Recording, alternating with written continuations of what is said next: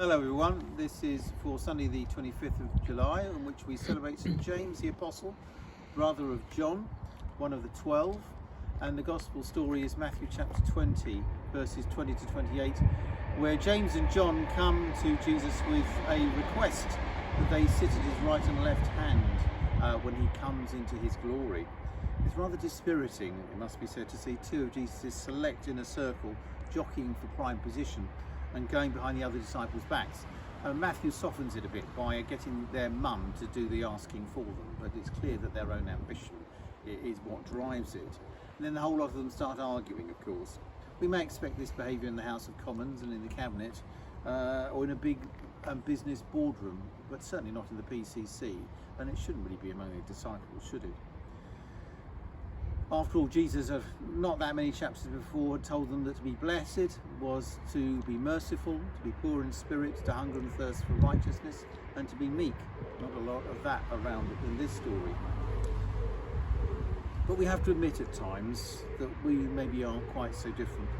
How many of us have longed or even asked for someone for just a bit of special treatment? It's easy to see with 2,000 years hindsight how wrong James and John were to want to be top dog, or for all 12 of them to argue about who was the greatest. This great passage where Jesus turns to them all and says, "You know that the rulers of the Gentiles lord it over them, and their great ones are tyrants over them. It will not be so among you, but whoever wishes to be great among you must be your servant, and whoever wishes to be first among you must be your slave. Just as the Son of Man came not to be served, but to serve, and to give his life a ransom for many."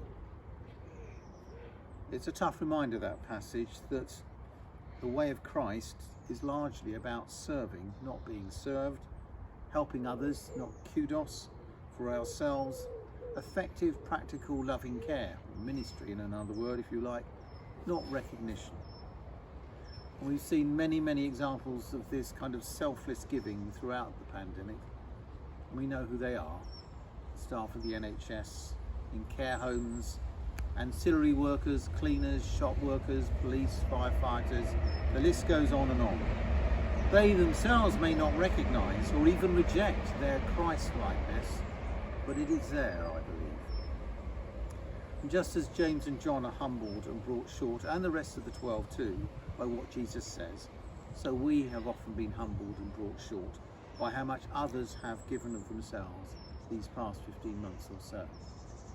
And we're challenged yet again to live out the paradox that is at the very heart of Jesus' life and ministry, at the very heart of his self-offering, his death and his resurrection, at the very heart of the faith we claim is ours and try to live out. To be great is to serve, to be assured of God's love is to be vulnerable, and to be truly powerful is to love. Amen.